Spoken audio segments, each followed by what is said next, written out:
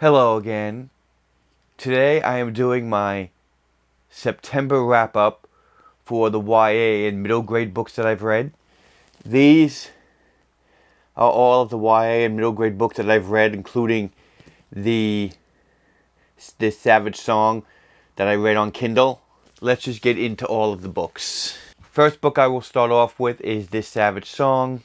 This is Victoria Schwab, V.E. Schwab's teen book duology, the first book in the duology. I haven't read the second book yet, but I did really enjoy it. It's basically about a world that has monsters, and this other woman who's kind of a monster hunter. The monsters are pretty much reined into their own little ghettos, I guess you could call it.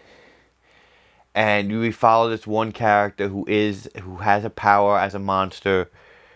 And we get into his life. We get into this woman's life, who is kind of I believe, the daughter of the person who runs this town that has all these monsters in it. And of course, there's a lot of intrigue. There's a lot of twists and turns in the book. It's a really good story. I actually really liked it. I feel like so far everything that V.E. Schwab or Victoria Schwab has written, I enjoy. And this is no exception. I look forward to reading the second part of this series.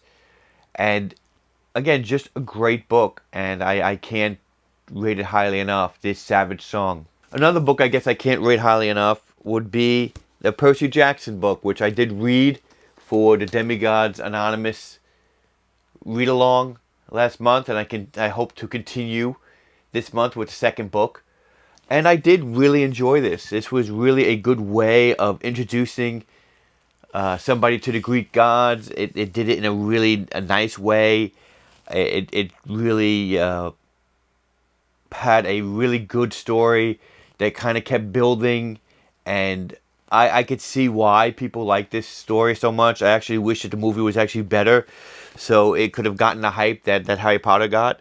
But I really think that this is a very well done story, and I really look forward to reading more from Rick Riordan and getting through this Percy Jackson series, and who knows, maybe continue on with more books from this author, because I did really like this book. The story is about this character who starts kind of seeing things, and you find out that he is kind of marked because he is a half god, that his parents, one parent was a god and one parent was a human. He goes to this camp where these other god children are, and he still doesn't know who his father is, and you find out who his father is, and then he goes on a quest. And it's just, again, it's just a really nice story. I really don't know what else I could say about it, except for the fact that I did really enjoy the interactions, especially with the other children in the camp. And it felt like it had some really nice twists and turns. I love the way they twisted with the gods. So, when a new god kind of showed up, a new mythology, you kind of knew where it was going, if you knew anything about mythology, but it still made it fresh.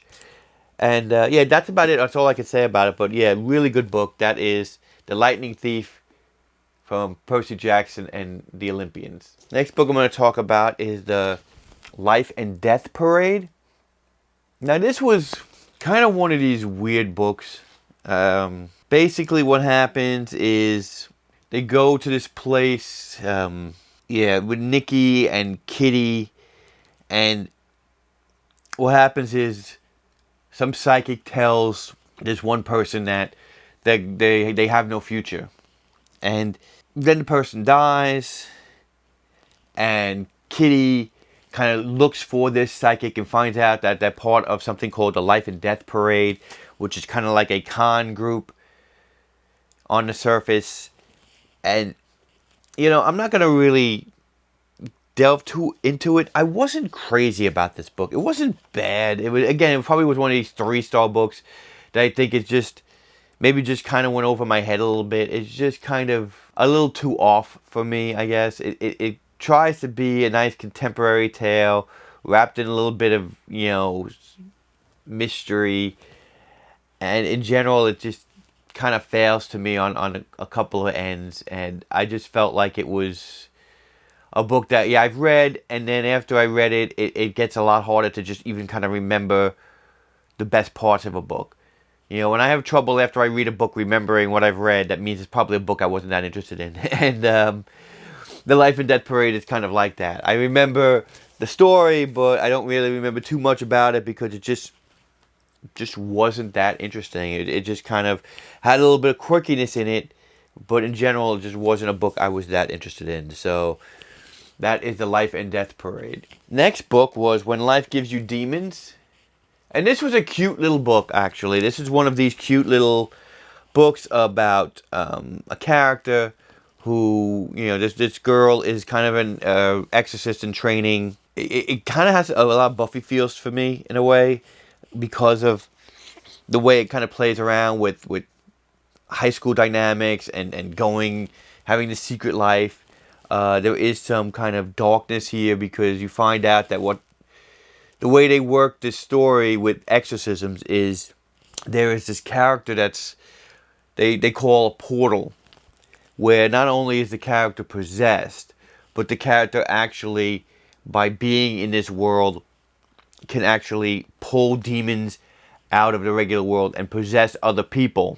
So it's kind of like almost kind of like taking possession and turning it into kind of like a zombie plague or a vampire plague or something, where this one person can actually spread possession and zombies can actually spread possession and demons throughout the world a lot more. So what happens is, as a demon hunter, as a person who does exorcisms, she starts getting a lot busier, and again, you also find out there's a personal connection between this portal and her.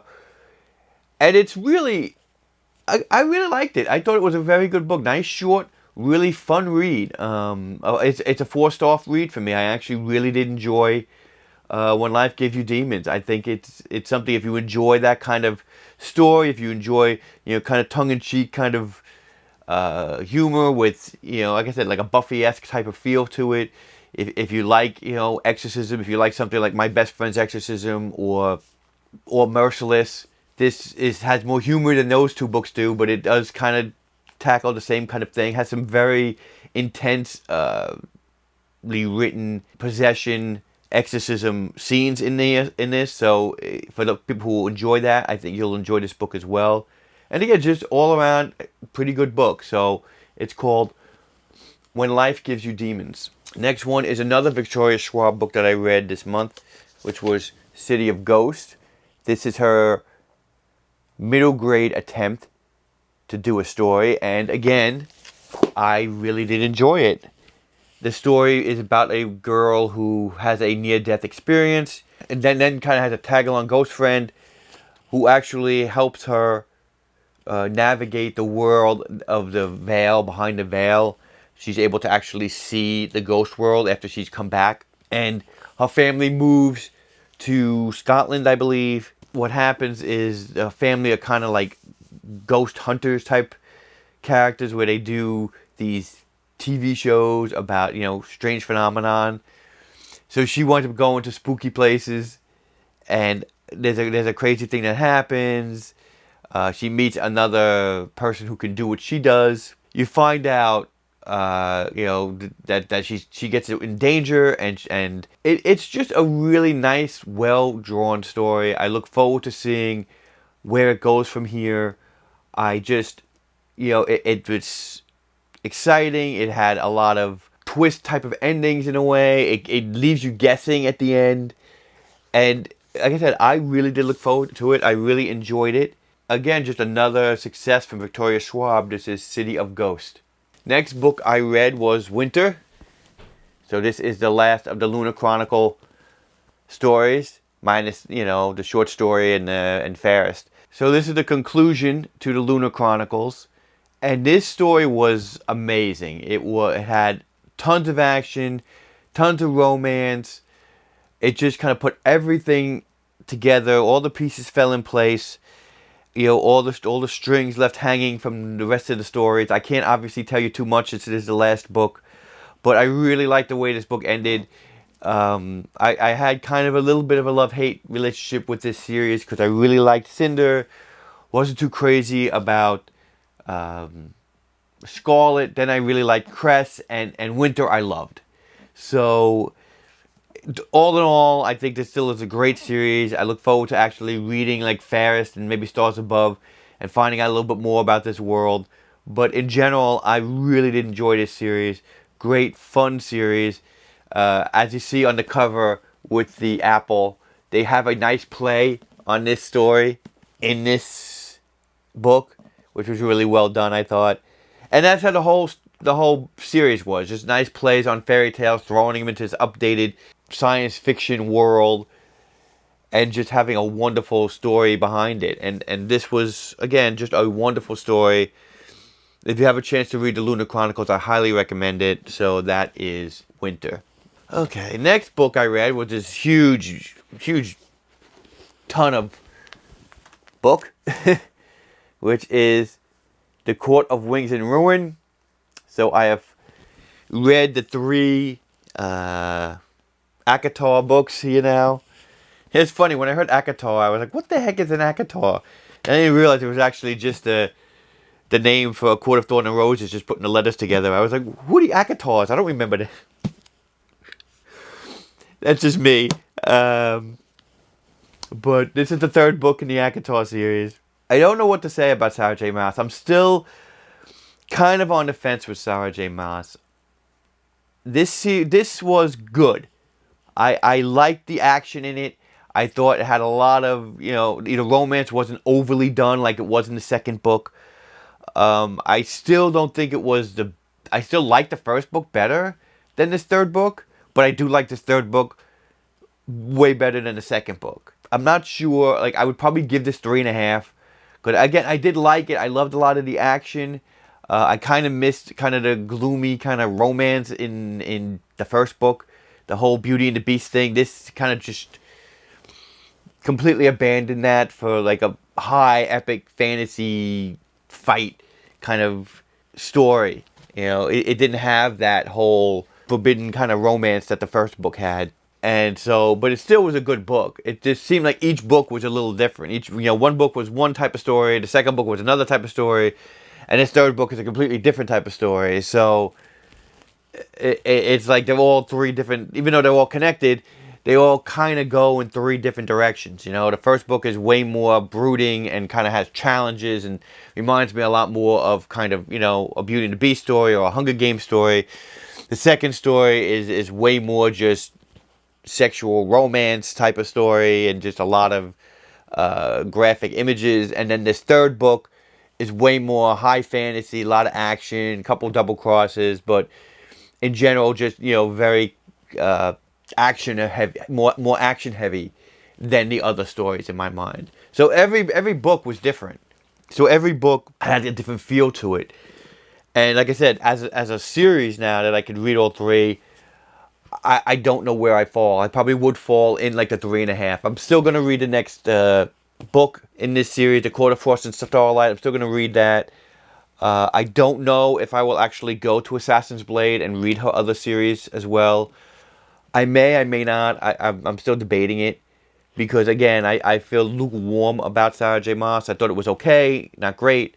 So that's my review, I guess, if you call it. Again, I can't mention too much because this is the 3rd book in a series, but that is my review for A Court and Wings of Ruin. And the last book I'm going to talk about is Sea Witch, which I was really looking forward to. This is a story about Ursula, the sea witch in Little Mermaid, an origin story. And it's not bad. It's not great. Again, it's one of those stories that's probably a 3.5 story. It's a story about jealousy and about magic. In general, it just wasn't as... Actually, I'm probably going to give this a 3. I can even change my mind. I'll probably give this a 3-star, not even a 3.5, because it really was just an average story. I was kind of upset because I really was looking forward to reading this book, and I thought I would really like it. And in the beginning, I thought it was kind of interesting, but as it went along, and I basically could see where the story was going very early on. Obviously, you know Ursula. You know what Ursula becomes. So when you first see these characters and you see what they're doing, which is kind of almost a retelling of The Little Mermaid with a twist, that yeah, I just found this average. The end was kind of cool because the end does, not to ruin it, but the end does kind of play, the early scene of The Little Mermaid in here. So that's kind of cool to see, especially when you've seen what's happened to this character up until that point. But in general, like I said, I felt like it was just an okay book. If you're a fan of Little Mermaid and you're a fan of this kind of world and this kind of stuff, maybe you would get more out of it than I did, even though I am a fan of it. If you're a diehard fan of this kind of storytell retelling and villains retelling, you might enjoy it more than me. But for me, in general, it was just an okay book. And that is Sea Witch. And that's it. Those are all of the books that I read under YA and middle grade for this month. As always, thanks again for watching. Please like, comment, and subscribe. And I hope to see you soon. Bye.